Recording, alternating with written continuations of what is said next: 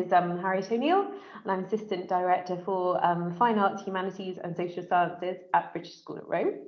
And it gives me great pleasure to welcome our speakers and organisers for tonight's seminar, which is the second in the series examining 1921 dintorni, so thinking about violence and fascism. So thank you very much to our speakers from 2 weeks ago, and thank you very much to Simon Martin, who is our research fellow here at the BSR, for co-organising this seminar series. I am now going to pass on to John Foote, who will introduce the speakers for tonight, and then they can start their conversation. So I won't take up any more of your time, and I shall mute myself and stop the video. And I should say that this event has been recorded and will be available on YouTube later on. And also that you will be able to ask Q&A questions at the end using the Q&A function. So thank you very much for listening, and I shall pass on to John. So thank you. Hi everybody, welcome. So I think there's some people are still coming in, but so welcome to the second in this series on fascism and violence, which came about through discussions between myself and Simon Martin about the sort of anniversaries of fascism. We're 100 years since really the height of squadrismo in 1921 and the birth of a kind of a new form of mass political violence, which transformed Italy, but also had many imitators and legacies which are still around today. So we collected different kinds of events, different kinds of people for the series, and later Simon will talk about the other events that are coming after this one. So we've got three speakers today. And in line with the kind of informality of the first event with Paul Corner and Simon Martin, this will be a kind of conversation. The speakers are going to speak for about 10 minutes about their research. Then we'll have a chat amongst ourselves, and then we'll go to questions and comments. If you've got any questions and comments, just put them in the Q&A. They may be moderated and collected together, but put anything that you want to ask or comment on in there, and then we can look at it. So I'm going to introduce all the speakers to start off with, then I'll withdraw from the event until later, and they'll each speak in turn. The first speaker is going to be Dr. Louisa Moritin, who is currently Senior Lecturer in Modern History at Niccolò, Cusano University, London. Her latest book is called A Blood Border, Trieste Between Mussolini and Tito, New York, 2019. I won't give you the kind of blurb for her paper because she'll talk about that herself. The title of her paper will be Fascist Violence in Venezia Giulia, Anti-Slavism and the Role of the Press. And the common theme is fascist violence amongst all the discussions and debates and papers that we've got.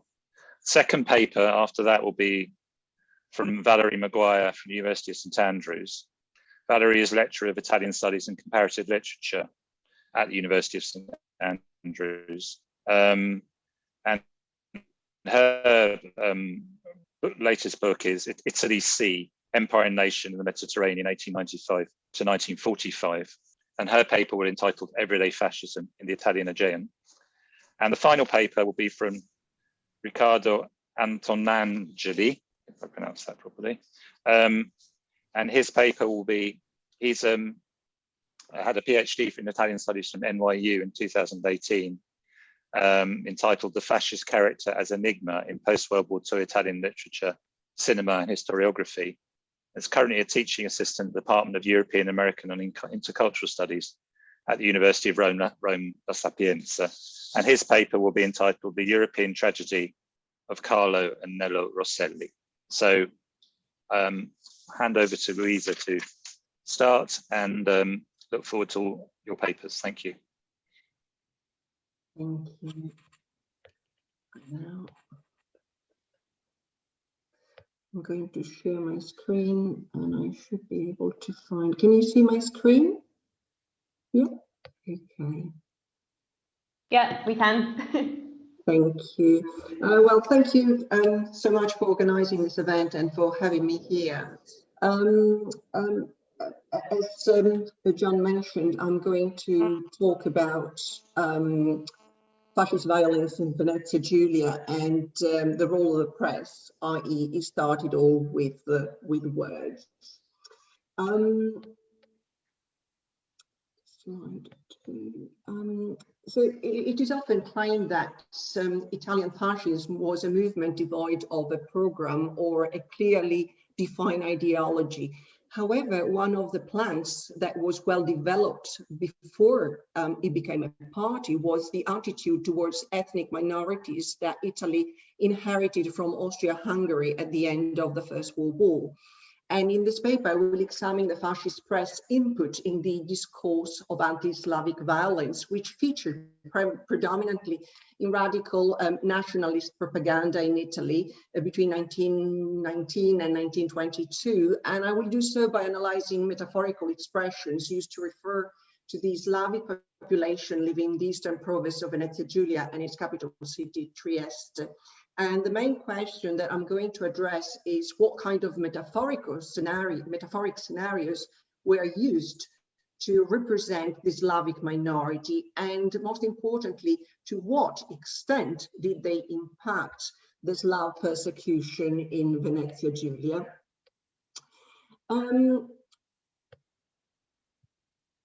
Whilst the introduction of the racial laws against the Jews in 1938 was an official and well-advertised fact, the violent treatment of the Slavic minority in Venezia Giulia, especially in the initial period, remained fairly marginal in the sense that it was not, how can I put it, it was not addressed in a well-arranged, coordinated and thought out way. But in fact, officially, fascists denied the existence of the Slavic problem because, as politician and fascista della prima ora, Giuseppe Cobol wrote in an article for Gerarchia, fascism cannot tolerate any deviation and distortions. Despite this denial policy, though, internal documents, letters, and memos summarizing conversations between fascist senior officials show that fascism actively pursued a policy which was repressive with regard to minorities inside Venezia Giulia and offensive with their kinsmen in Yugoslavia. And it is also interesting to note that the fascist domestic policy in Venezia Giulia mirrored the evolution of the Italian foreign policy in the Adriatic area. So in addition to this form of Italian racism, instrumental to this political process was the prominent role of the press, which spread notions of racism and endorsed everyday violent developments. And we should not forget that before entering politics, Mussolini was a professional journalist who knew how to use his voice, and he knew far too well the impact that the written word has on supporting government policies, influencing readers, and indoctrinating partisans. Therefore, he used militant journalists to broadcast his racist views. Such publications, therefore, were overwhelmingly edited, written, and published by fascists. For instance, for this presentation, I've taken the example of two main papers, Il Piccolo di Trieste and Il Popolo di Trieste. The first was directed from 1919 until 1943 by Rino Alessi, a school friend of Mussolini. And Alessi was un fascista della prima ora and was described as a man of proven fascist faith. And Il Popolo di Trieste instead was, again, established quite early, 1920, by Francesco Giunta, again, a fascist of the first hour, and printed about 40,000 copies a day. So it quickly became one of the main papers in Italy. And what these publications had in common was the manufacturing of the image of the Slavs as enemies. And the standard repertoire of images and comparisons used to describe Slovenians and Croatians relied on archetypes of the enemy, and more specifically on metaphors that, by exploiting the associative power of language, created such powerful representations that could well influence beliefs and therefore decisions. I would like to then take you through some of the typical speech that they would that we could read from papers, Il Piccolo di Trieste, but more importantly from Il Popolo di Trieste in the first period of the fascist period. So we had stigmatization and systematic dehumanization in propaganda discourse that later enabled a good degree of violence. So we had expressions such as I Ciukoslavi instead of the Jugoslavi, dal morbido cervello, that horde of barbarians, and they were called muso di maiale, as well as terrible eels, slimy ones and asphyxiating ones. And this is a kind of rhetoric that in some ways mirrors what Mussolini said during a speech in Poland in 1920, that when dealing with a race like the Slavic one, inferior and barbaric, the policy to be pursued was that of beating, so that it's much easier, in Mussolini's words, to sacrifice 500,000 barbaric Slavs than 5,000 Italians. So very quickly, this kind of hate speech moved into something that was more practical. So from the, actually, I would say, well, from the beginning of the liberal period, there were some confrontations between the ethnic community and Italians. But it was basically in 1920 that real hatred and took violent form with the arson of the Narodni Dom, which was the Slav home of Slavic people. So it was a cultural center that the black shirts set on fire in 1920.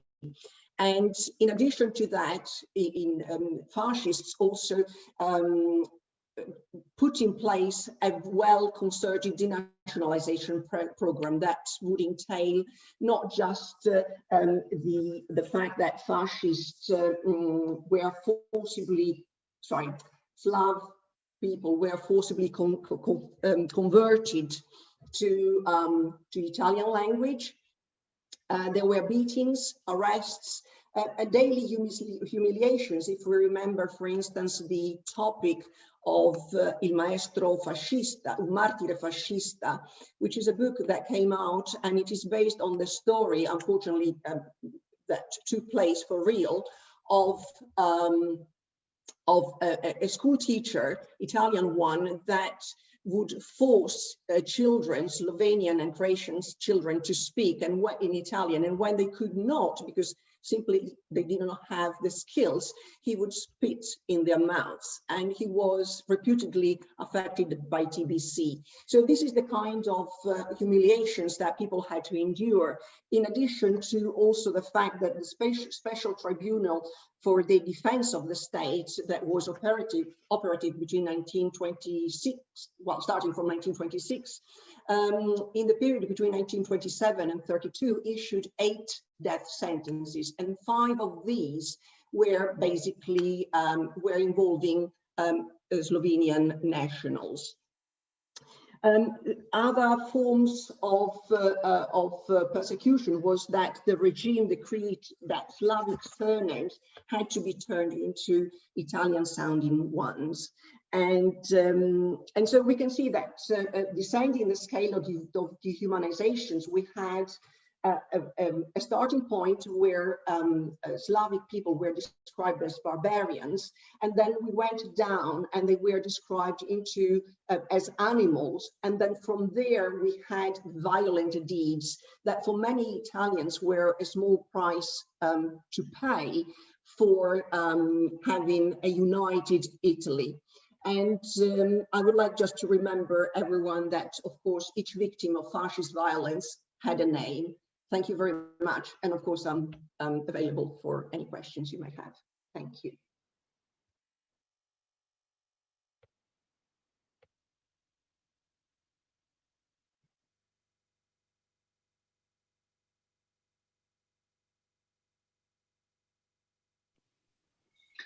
Okay, I think I jump in here. Yeah, okay, excellent. So thank you, Louisa. There's actually some interesting crossover, I think, and overlap between our papers and research, and I'm always really interested in the Adriatic, precisely. I work on the Aegean Sea and the Aegean area, and yet I'm always thinking about what is the potential connection with other parts of the Balkans. So I'm going to kind of give a brief overview of my research here, and I want to kind of situate how I started to think about violence as important for understanding Italian rule in the Aegean against kind of what's a really powerful stereotype, especially in this particular overseas territory of Italiani brava gente, Italians as good people. Let's see here. Now I had it. I'm gonna pull it up.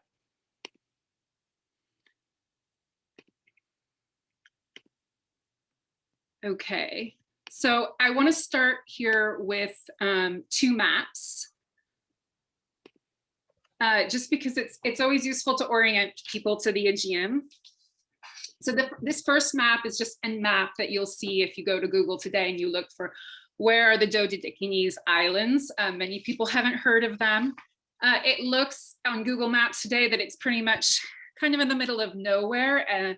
In the 1990 film by Gabriele Salvatore's very famous Mediterraneo, where there's a group of soldiers, marooned on Castellorizo, which is a tiny island. They refer to at the beginning as strategic importance 0. In fact, it's at the very southeastern point of Europe, so it constitutes the very margins of Europe today. But you can see it's a chain of islands that are very close to Turkey, and it was obviously the links to Turkey and the Ottoman Empire, which initially brought Italy to occupy these islands. This, on the other hand, is a second map, which is from 1939, the imperial function of roads in the Eastern Mediterranean. So you can see that it's the opposite of marginal. The island of Rhodes is pictured at the center of a network of converging lines, right? Rhodes links to Sicily, to Malta, to Tripoli, to Beirut, to Cyprus, right? And what it also is at the center of 4 key geographic areas: Southern Italy, the Balkans, North Africa, and the Middle East.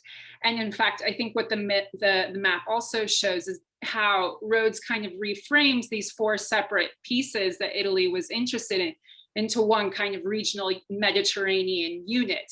So one of the things I think about in my broader study is how much the Dodecanese coalesce with the kind of rhetoric of Mare Nostrum and of Mediterraneanness as kind of a key discourse of Italian colonial modernity. But also really needed to think through that in particular, this area has kind of been really linked with a lot of stereotypes, also Mediterranean stereotypes, but the best known one is, una faccia, una razza, one face, one race.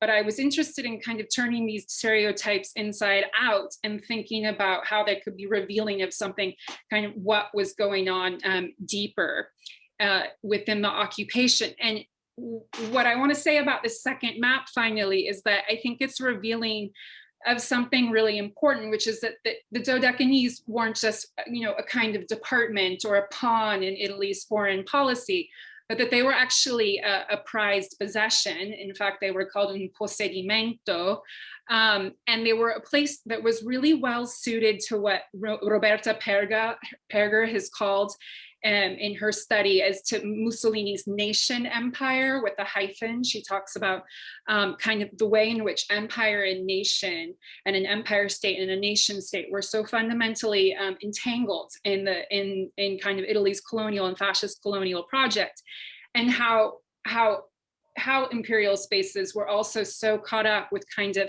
finishing the job of making the nation.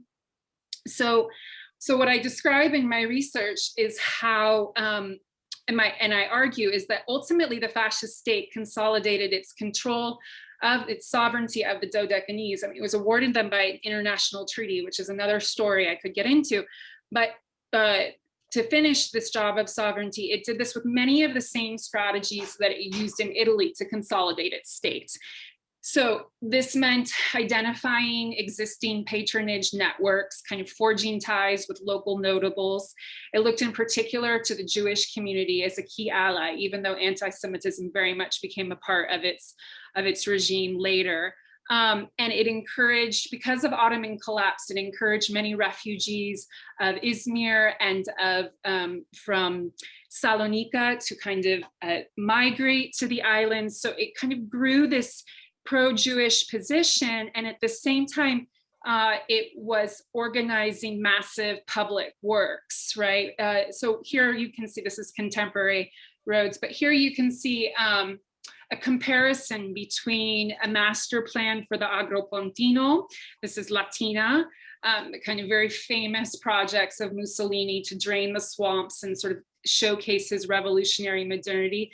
And on the right, you see the model city of the port of, today it's called Laki, of Leros, the island of Serres. If you were to go to these two cities side by side, you would see striking similarities between the two. And I think that they serve some similar functions insofar as it wasn't just about kind of,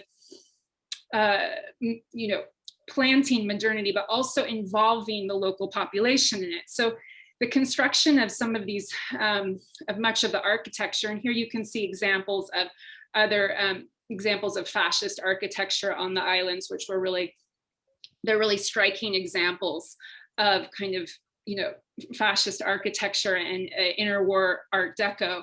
And what was known in that language as kind of Mediterraneanness, which I can talk about more, but the locals were, they received opportunities for paid jobs to construct these.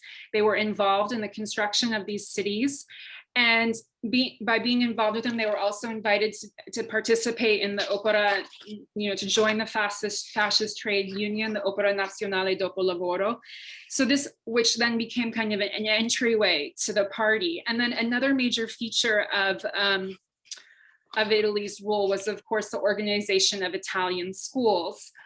So this meant that all children had to attend Italian schools until at least the 3rd grade, but Italian schools also became a setting for lessons in Roman history, also for invitations to the Balilla, the Gioventù Italiana Littoria, right? And they became kind of sites of creating and assimilating the locals into fascist ideology. And it's something that I've thought about in terms of, scholars like Michael Ebner and Kate Ferris and Josh Arthurs. They've thought about how, there was this grandiose claim of Mussolini, everything in the state, nothing outside the state, nothing against the state.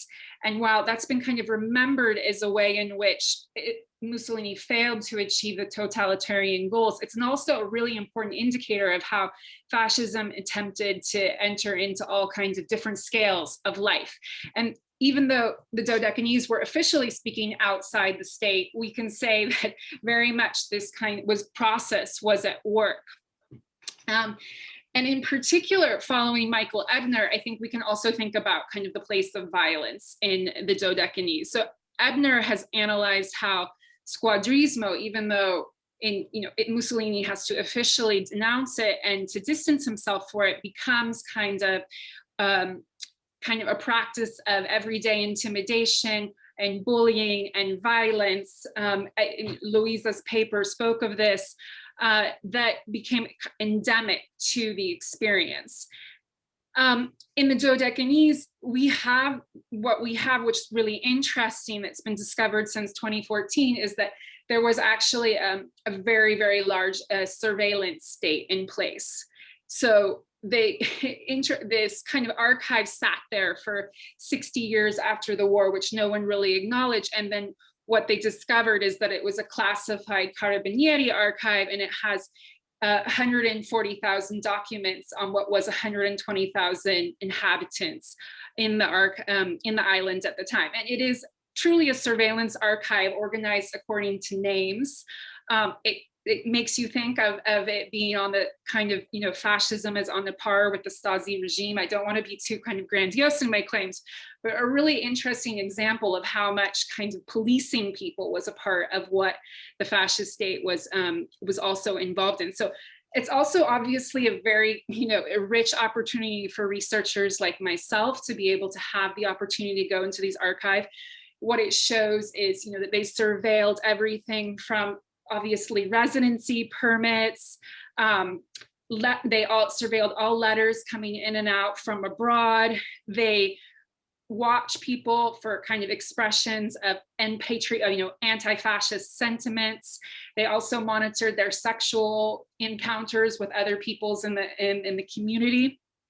So it's very interesting that in a sort of scenario like the Dodecanese, which has had kind of this reputation of, in one thing to also think about is how they dealt with racism between the different communities, since it was a multi-ethnic setting of Greeks, Turks, and Jews. And paradoxically, the memory has been, one face, one race, una faccia, una razza, that all of the different communities got along. But in reality, when you look kind of behind the scenes of the documents, you also see that the Italian state was very much thinking about a kind of policy of divide and conquer, and that it wanted, in many cases, to kind of pit these communities against one another and to foment racism.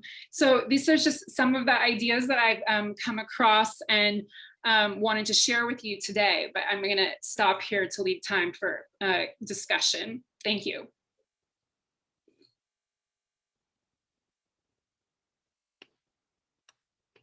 Okay, thank you, Valerie. I think it's my turn now. Hi, everyone. First, I would like to make a short warning. I'm gonna show some sensitive material, like just some photos of corpses of Carlo and Nello's dead bodies. They are like newspapers reproductions of the time, so like we can see like so well. But I just wanted to make everyone warn about it. So let's start. I'm gonna share the screen if I'm able to. Okay, share screen. Yeah, it is.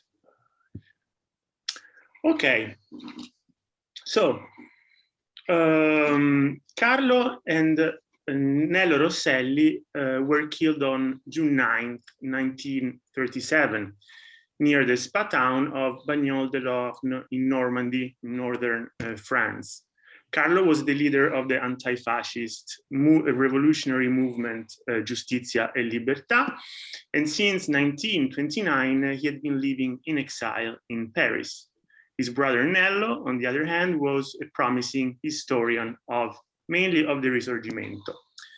1 year earlier, in the summer 1936, Carlo Rosselli decided to fight among the Republican Spanish forces against Franco, in the civil war, and he helped organize also the Garibaldi battalion. Now, because Carlo was wounded in Spain, he decided to take a break and go to Bagnols-de-l'Orne with his wife and brother in order to treat a case of phlebitis and have some relaxing family time.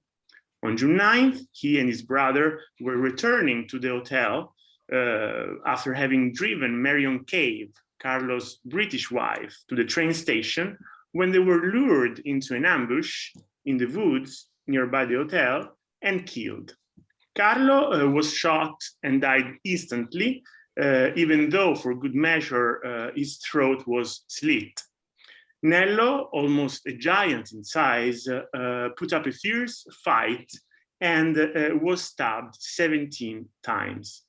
It was later ascertained in January 1938 that they were killed by 5 members of a clandestine political and terrorist organization named Cagoule, founded by dissidents of the extreme right movement Action Française.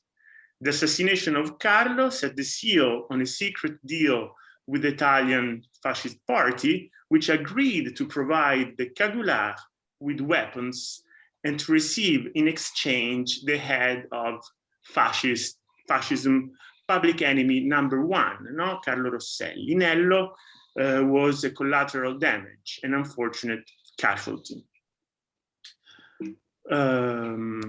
So the crime had sensational and widespread coverage on the news throughout Europe, given the extremely gory nature of the event, indeed, but also thanks to the transnational network of anti-fascist expatriates, intellectuals, professors, and politicians.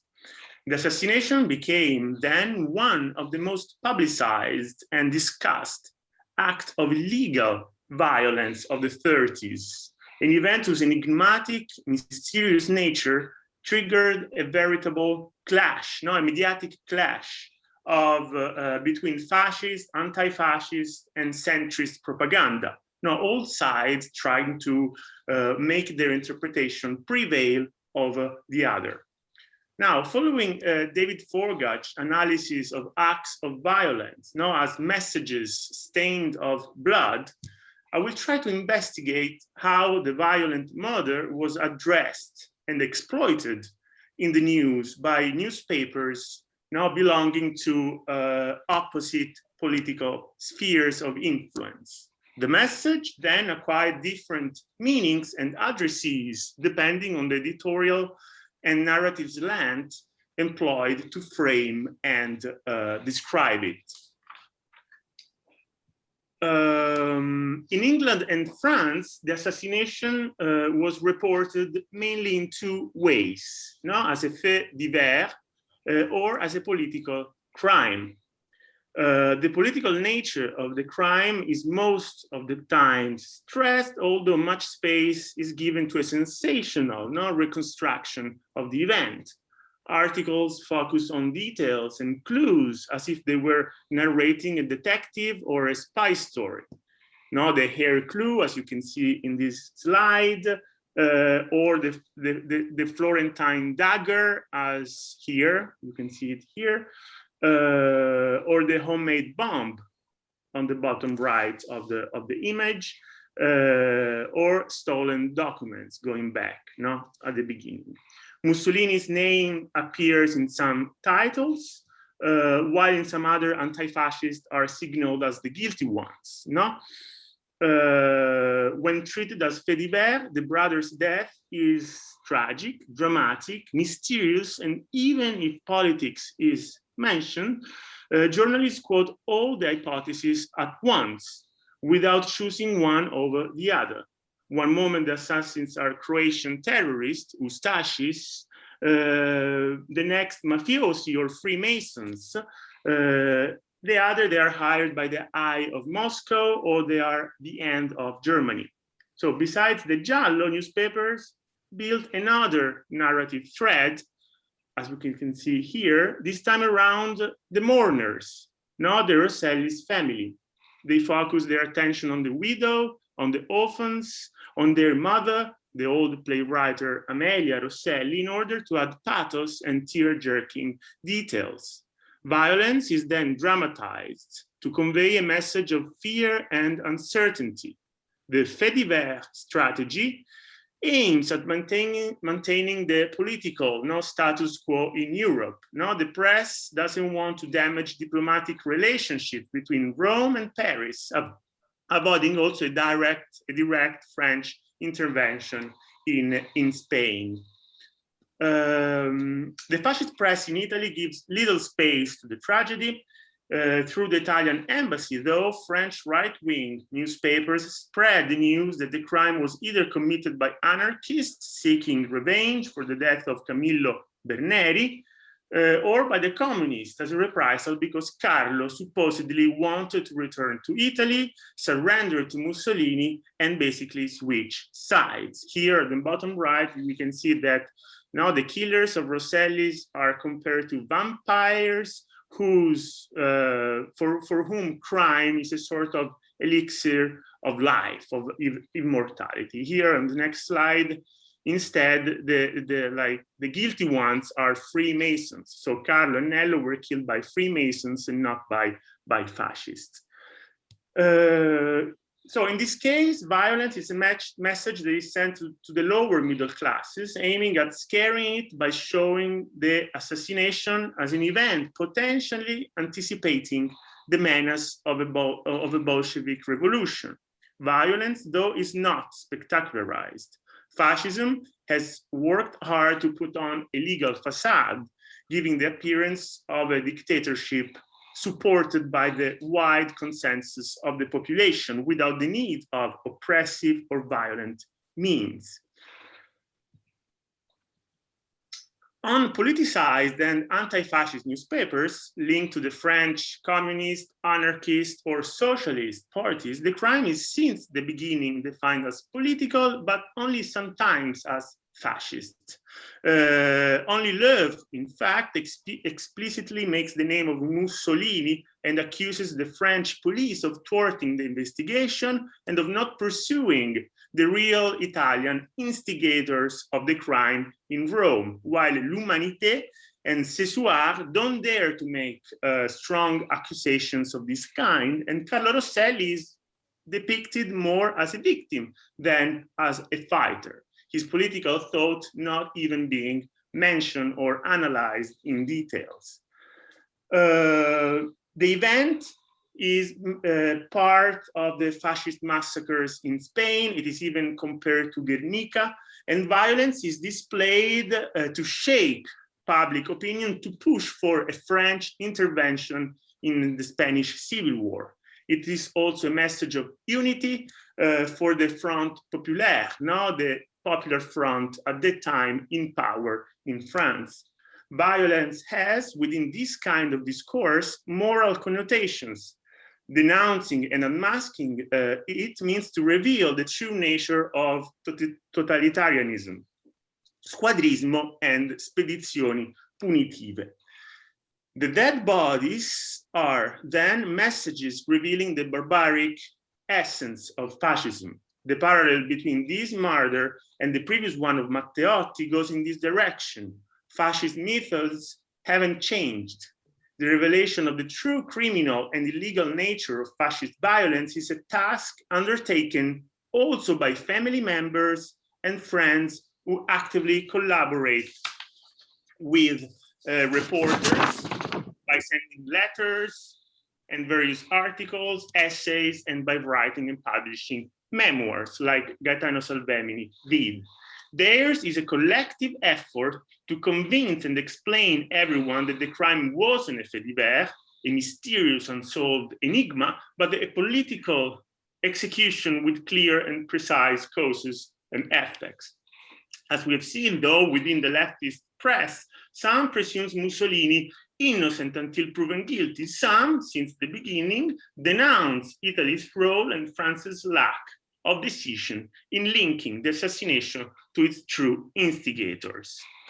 On the right here is the first page of Carlo Rosselli's newspapers, Giustizia and Libertà. Now you can see in the title above the accusation towards Mussolini.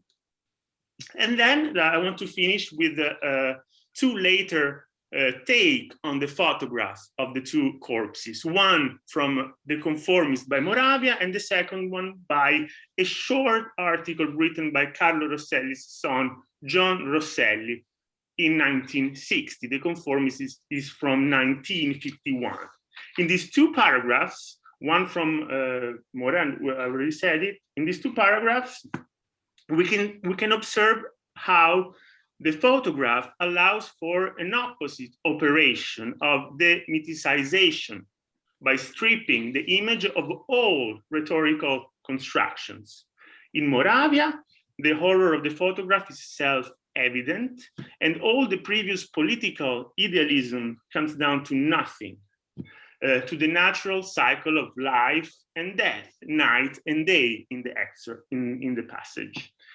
In John Rosselli, the picture doesn't trigger in the boy more pity or a particular kind of horror or compassion, because the bodies, you can see in the last line there, appear to the little boy as merely shrunken, not like smaller than real life. We know that they were giants in size, both Nello and Carlo. No, they appear no larger than a swallow, no, to paraphrase Carlo Ginzburg's essay on violence and distance, not killing a Chinese Mandarin. So that's it.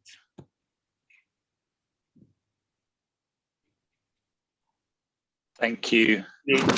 Thank you, Riccardo. Are you able to just remove that from your screen or unshare your screen? Yes, stop share. Thank you. Thanks, everybody. So I just wanted to kind of just bring together some of the themes, and then we've got some questions, and then I'll obviously the givers of the papers can come back or say anything they want, and Simon as well. I think in terms of we're concentrating on violence, the papers weren't just about violence, but if I could bring out that, it seems to me that in the Trieste case, we have a case of what might be called racist or ethnic violence. And it's a particular hot part of Italy, the borderlands, which, I mean, I've got two things to ask you specifically. One is about, was it something specific about the form of violence in Trieste, or was it the enemy of the violence? And the second thing would be about whether that continues through the regime and even after the regime, right into the 50s, possibly. In the case of Valerie, we've got a kind of colonial violence, which is I suppose a big story. And then she's narrowing in on one part of that story. It's not just an Italian story, it's a global story. She's narrowing in on one part of that story, and it's a story of consent and coercion. But again, my question to you, Valerie, would be, you know, what forms of violence could you see in Rhodes under the occupation? Was there squadrismo? Was there kind of dictatorship-like violence, sort of, you know, arrests, repression, or were people beaten up, or were people? So if that kind of question about what kind of violence is going on under the colonial regime in Rhodes, which of course is a crucial, as you know, crucial part also of the Holocaust as well later on. And Riccardo's case story is one of political assassination, targeted political assassination. And without going into the kind of giallo of who's responsible and stuff, and that's one story to tell, but it's not, for me, it's not the most interesting story.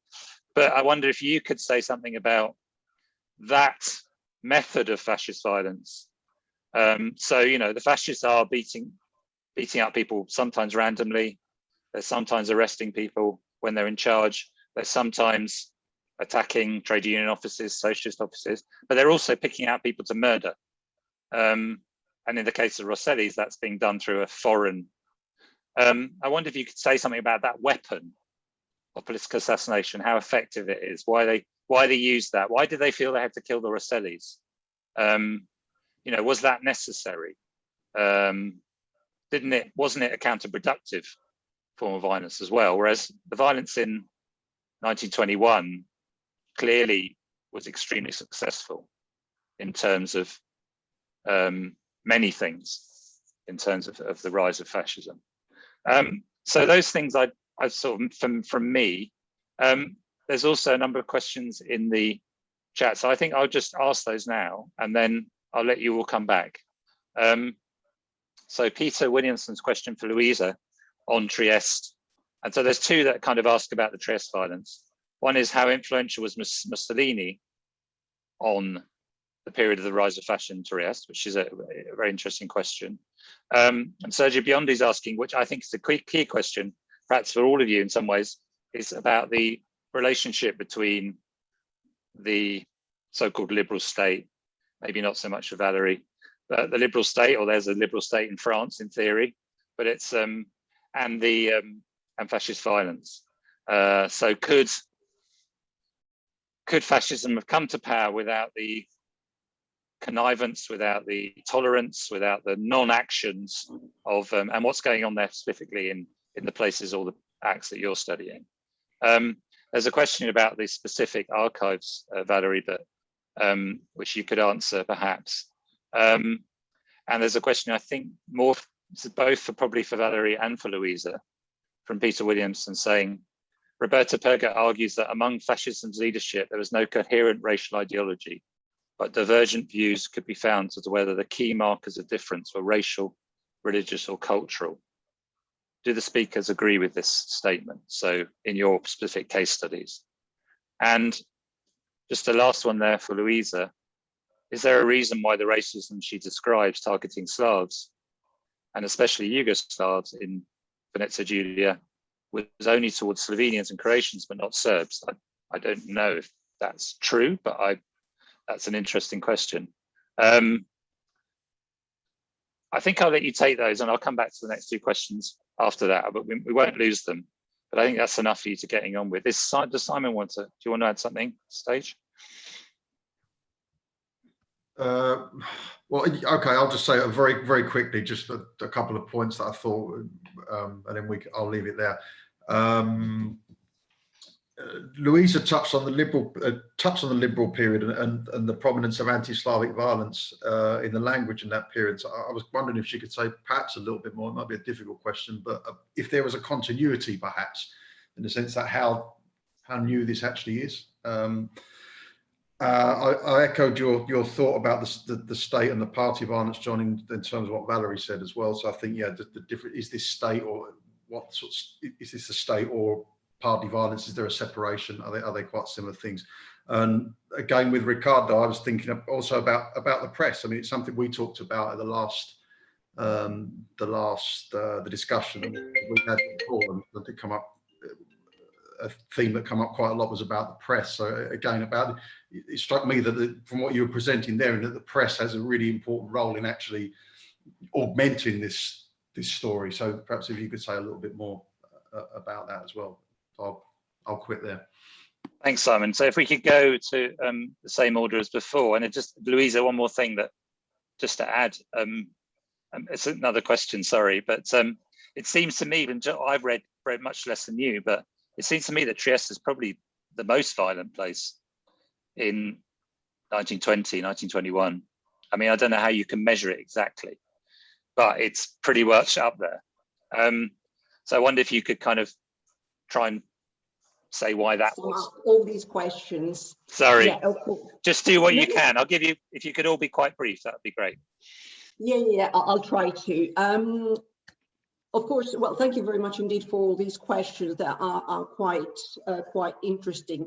I would say that talking about the liberal state in Italy, what we need to bear in mind is that during as soon as Italy inherited this Slovenian and Croatian minority within its borders, there were some frictions that were, after all, an inheritance from the Austro-Hungarian state. There was resentment because the Slavic minority that was considered as inferior was making some progress from both a political, economical, and also cultural viewpoint.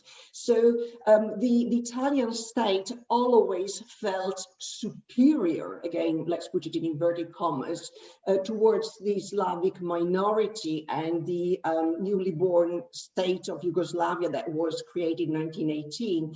So even before fascism came to the fore, there were some, on paper, there were some laws that were meant to protect this minority in the various treaties that were signed between Italy and the newly kingdom of the Yugoslavs. But actually, on the ground, locally, a lot of people even took it upon themselves to be racist towards the minority, and that is the truth. Of course, as soon as Mussolini and fascism took over, things got worse for them, but the seeds were already there.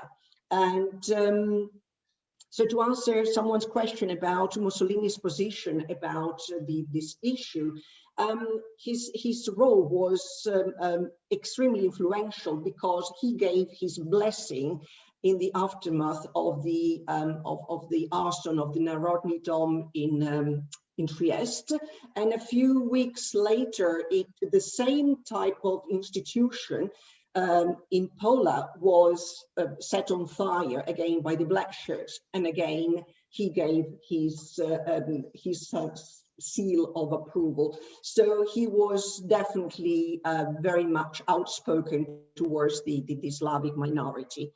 Does this continue? Pretty much so, because Actually, I would say that over time it gets worse, because in 1923 we have the first fascist legislation that calls for the Italianization of street names. And then the following year, between 1924 and 27, things get worse. And so names get converted, and primary schools get abolished, and only Italian schools are allowed to be in place. In 1926, then the regime will change Slavic surnames into more Italian sounding ones. And so it all got worse, and it became a sort of a stepping stone towards the invasion of Yugoslavia that took place, as we all know, in April 1941. So it was certainly a form of racism that was there to start with, but definitely got worse. I think there was also a question about why Slovenian and Croatians and not Serbs.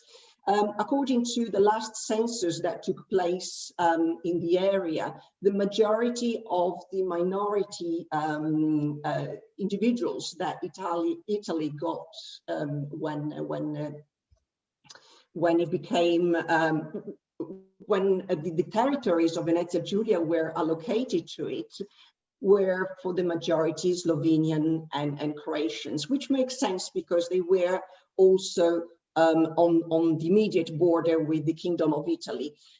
For sure, there were also some other minorities, because it is well documented that in Italy there were, sorry, in Trieste, there were also English, Greeks, different type of Jews coming from different parts of the world that resided in Trieste. So I would not be surprised if there were some Serbs, but definitely the majority was of Slovenian and Croatian ethnicity. I think I may have left out some questions. Kindly remind me if I may ask the moderators if I left some out. I think that's fine for now. So I think we'll pass on to, we'll come back to you the second round. Okay. So thank you very much. So Valerie. Yeah, I can answer quickly the question about the archives. The archives are in Rhodes. I do have pictures of them. Someone asked for pictures of them. I won't, I can't dig them out of my computer right now. It's a really interesting story as to why this archive, which was, they say it was discovered in 2014. It's impossible to discover an archive, right? It's a lot of paper. But I think it's actually a testimonial to how it's actually remained, the whole fascist period has remained really sensitive in the islands, despite the fact that then there's been all of these kinds of popular legends about it. People haven't really been keen to address it. And we can also think about how, just in terms of what kinds of violence you were asking about, John, you know, it was always anecdotal, even prior to this archive. For example, you know, my father-in-law, he was put into prison and for suspicion of anti-fascist activity, and he died there, right? And there was no due process, and then there was no kind of, you know, discussion about this after. And now with the opening of this archive, people, because they can go and they can request that their family file, that they have access to it, they can go and see what happened. And so it's this really interesting process of kind of reckoning with that past. And so I think the most common form was incarceration, and then in captivity for some period of time. Often you do see documents about some kind of torture and then release. But the other really common form of violence or repression of any kind of dissent was expulsion, which in this case just looked like migration, because obviously these were islands where people were constantly migrating. And so people would just kind of disappear or go elsewhere, and they were in America, let's say, right? So the biggest kind of resistance against the Italian state was actually launched from abroad, from a diaspora community, right? And a letter writing campaign to the League of Nations. And you didn't see, for example, it wasn't like in Libya where you had kind of this constant battle to kind of, you know, the fascist state was trying to claim the desert, almost the entirety of it. It never actually managed to pacify the whole Libyan region. And you don't have that scenario in the Dodecanese. I mean, it can happens much more quickly from one day to the next. But I think that most interesting thing to think about is the ways in which kind of coercion and violence also then aligned with assimilation. And this also gets into the question of racism, right? So, for example, there's definitely a distinction between, there were many Italian military soldiers, but then there were clearly also the black shirts, right? There was the presence of the fascist party.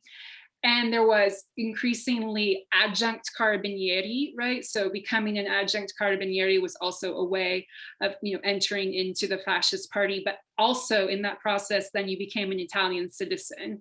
So this was a way in which there was kind of this, as I was saying before, kind of dividing the population's loyalties against itself by slowly kind of co-opting different parts of the population. So the ways in which violence was also kind of together with that same logic. I did want to answer the question too about whether there were divergent views about race. I think that's a really interesting point by Roberta Perger. I did see, for example, discussions in documents where even like Cusano and Di Vecchi would disagree about kind of how to read what kind of treatment, for example, the deployment of the anti-Semitic, the anti-race, the fascist race laws, how they were going to deal with the Jewish population there. So there was, I think, a lot of instability about it. But one kind of discourse that's quite kind of clear and stable throughout the period is that there becomes this distinction between the Levantine and the Greek, right?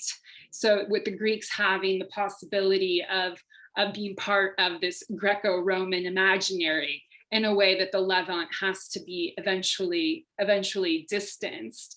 And in response to Simon's question about the separation of party and state violence, I do think that the archive is also a testament to this, that on the one hand, you have the Italian state there, because the islands were acquired during a liberal era, and then you had the party's presence, and that is the surveillance archive, is the presence of the fascist archive. So really interesting is that they were also surveying their own their own government. So the governor, the first governor of the island, was actually under surveillance by the Carabinieri. So there was kind of these two poles at work.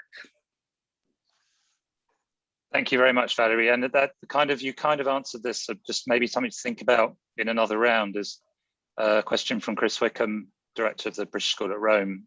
It says, the anti-Slav rhetoric of the fascists I knew about, but how did they treat the Greeks they ruled in rhetorical terms? Were they seen explicitly as different? I think you kind of come back on that. I'll leave that one, but that's obviously something to dig down into. Mm-hmm. Riccardo, just before you start, I've got one more question that's come in for you, which it's about it's from Martina Caruso. It's asking, were photographs of the dead bodies published in the Italian media? And if not, what is your interpretation of that absence? Of course, photographs of bodies were a big battleground in the 21, 22, 23, 24 period.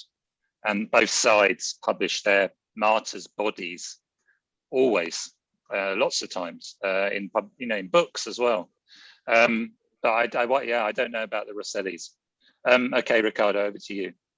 Okay, so I will start by answering your question, the first one, about how effective it actually was, this strategy to kill, the targeted assassination. Well, I think it was, quite successful, unfortunately. Like, people commented that it was even more successful than Matteotti's killing. The two were like compared all the times, Matteotti and Rosselli's murder. And the common, the vulgata was that Rosselli's murder was a perfect, like a more perfect version of Matteotti's one, because it is true that the links between the killers and the instigators was like never really clarified only like after the war, but then the killers, you know, it's a complicated story of trials and tribunals. But in those times, it wasn't clear at all that Mussolini ordered the French thugs to kill Rosselli. So for like public opinion, this was maybe an exaggeration of you know, Giustizia e Libertà and other leftist press, but like the majority of people, let's say common people, was mainly indifferent to the crime. So it was a successful strategy, also because the Rossellis died in France, in northern France, so relatively far away from Italy. It was also like a crucial time for Italy, because let's remember there was the war in Abyssinia in those years, from 1935 to 1937. So it was a very the Spanish Civil War. So it was a very delicate political scenario. And actually, the diplomatic relationship with France and with England weren't at all disrupted by this case. So I'm afraid to say it was a successful strategy. But we have to keep in mind, I think this has not been done so much by scholars, to look at the crime from a French point of view, because it was actually like the Cagoulards, the French right-wing terrorists were preparing or needed the weapons that fascist government gave them in order to, they were planning a coup d'etat in the fall of 1937. So the killing of Rosselli has to be read and linked to another series of killings related to the French political situation at the time. When they were killed on June 9th, the Popular Front was in power, but then the Popular Front ruined, and on June 21st, just like a couple of weeks after the murder, the left lost the government. So this happened in a very strategic moment. Also, without considering Italy, just for the French political situation, it was a very significant and meaningful murder. And the Action Française and the Cagoulards were actually preparing a coup d'etat, something in the style of Italian, like Anni di Piombo in the 70s. There are many similarities with that use of violence, stragismo, and strategia della tensione that will come back in the Italian 70s.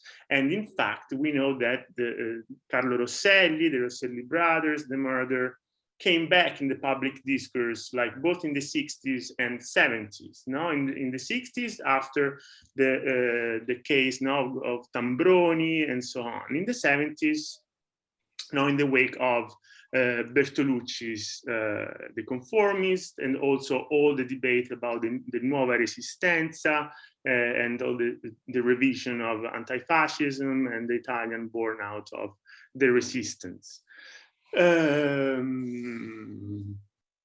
So I think, yes, it was an effective strategy at the time, and also it was commented as a success, because the newspapers wrote about the murder basically only until the funerals that happened in Paris on June 19th, so just for about a week.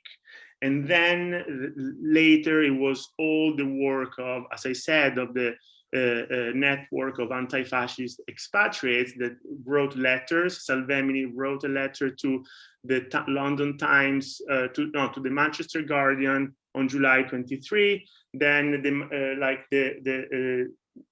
like Max Ascoli and Cantarella, those that will found the Mazzini Society in New York, will write letters to the New York Times editors in September 1937.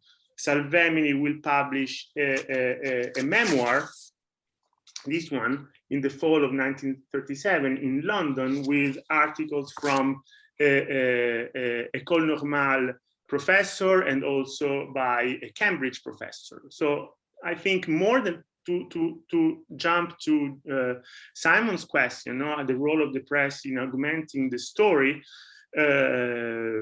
So on newspapers, the story, stayed for about a week. Then, as I mentioned also in the presentation, it was the role of the anti-fascist exiles that tried to keep the case for not the longest period of time on the news, to grab the attention of the public and to direct it towards an accusation explicit of Mussolini and of the fascist government itself.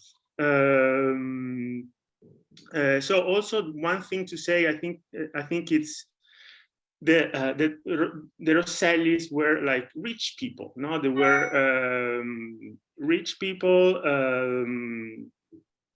Carlo Rosselli was a figure like sometimes compared to Byron in a way, for his like activism. Like Byron went to fight for freedom in Greece, Rosselli went to fight for freedom in Spain, and so Rosselli was somehow already known to newspapers readers. The escape from liberty had a vast echo in Paris, in London, in New York, so everywhere. So it was already like a known character, not just known by anti-fascists, but also by the common audience that knew his gesta, his gesta of escape and so on. Also, I think in England, especially, the case had a very like a lot of attention because, of course, like Marion Cave, the wife was from Uxbridge, was a school teacher from Uxbridge, so she was English, and that, allowed British newspaper, a lot of British newspapers, those slides, those articles were taken from like the Liverpool Echo, both local and national and the most important newspapers. I think, Riccardo, I think we probably need to move on. So. Yes. I'll give you another chance to talk about the photo in a minute. Yeah, okay. Yeah. So just, I think one more round of very brief replies, if you can.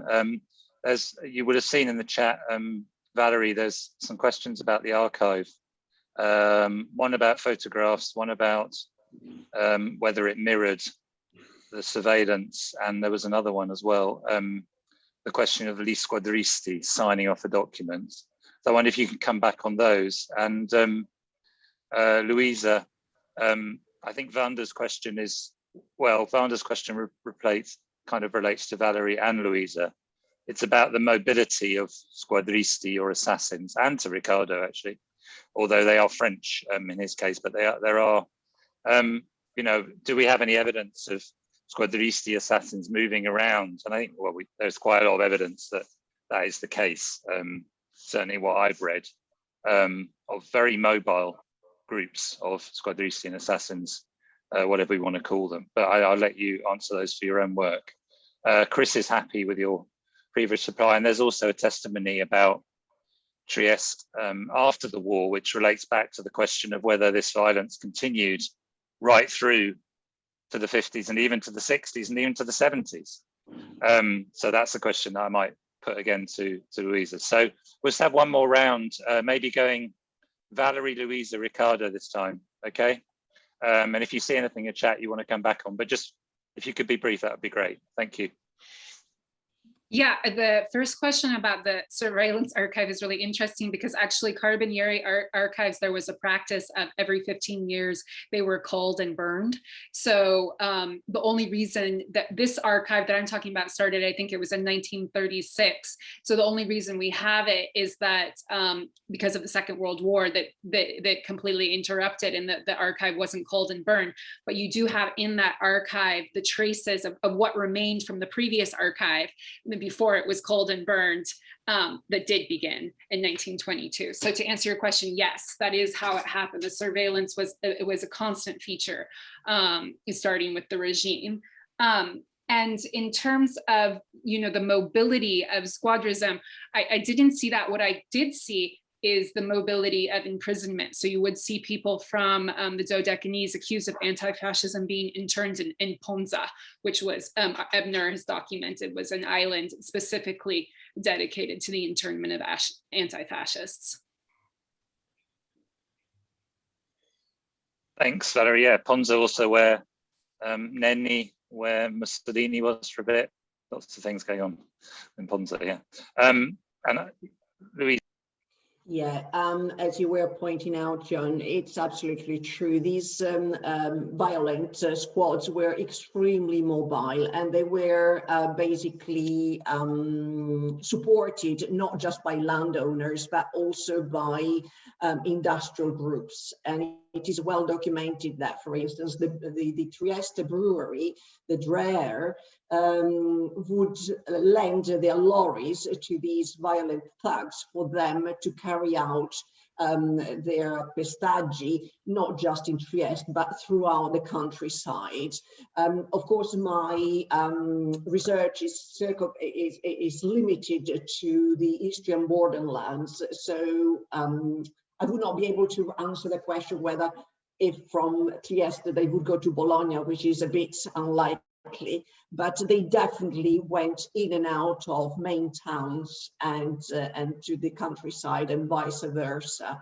And with regard to whether this violence continued, initially, apologies, I had intended this question whether it continued during the fascist period, but it definitely continued also after the war. And it triggered also a violent reaction from the people who were targeted, and so there was quite a lot of animosities between the two groups.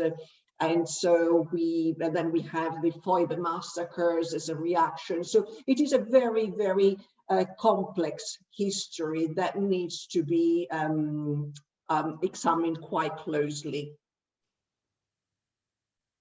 Thank you. There's also a lot of movement between socialists and the left, between Trieste and other places that I came across that I'm sure you know about. Yeah, and some of the Bologna people were also up in Trieste for a bit, and Siloni and other people. Interesting, passing through Trieste at various times. I'm not aware though of the actual countryside, but no, in the city. Yeah. There was the well-documented stereotype according to which all Slavic people were also Bolsheviks, and so there was this clear.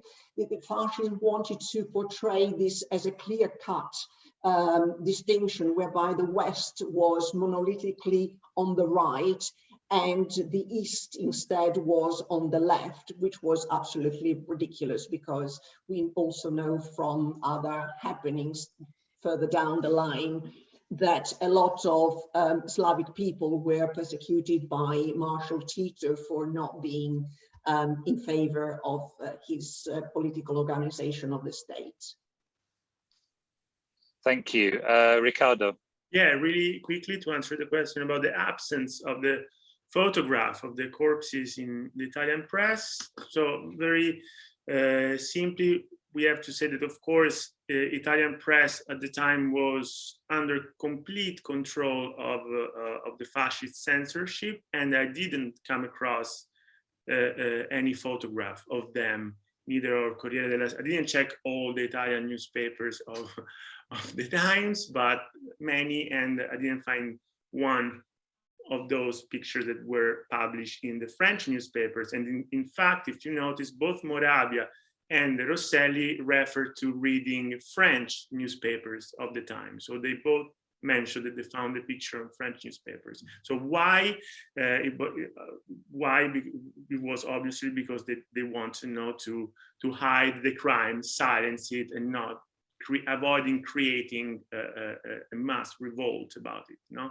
It was all about the image, the public image of Mussolini, that he wanted to show that it wasn't the same of Matteotti. He showed that he learned from Matteotti's case. I wondered if photos circulated in the underground or amongst the anti-fascists. I don't know. Yeah, I mean, they probably did, but you know, people kept photographs of Matteotti in their drawers or in their wallets for 20 years, and there wasn't, not of his body, but just of him, like a Santino or something like that. Yes. Amy King has written on that. And you mentioned, it's interesting for people, this might be a good book, kind of textbook for the series, but David Forgacci's new book on violence, which has come out in Italian, Messaggi di Sangue, is that what it's called? Yeah, that's a really innovative book on that. I think we've run out of time. Valerie, there was one more question for you.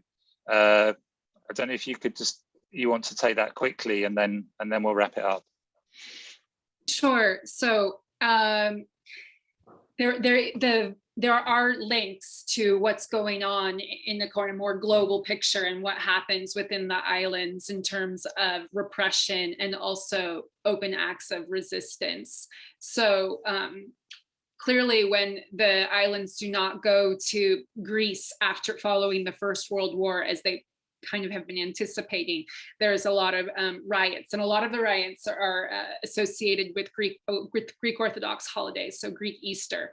So kind of the solution to that was to sort of ban Greek Easter in a lot of ways, or to monitor it very, very carefully. So that's one thing that you could see, was certain holidays became linked with problematic moments. And then there were a lot of protests also in the islands following the invasion of Ethiopia, because that also became a chance for, you know, the international outcry over the invasion of Ethiopia became a chance for the, you know, dissent to be heard internationally in the Dodecanese.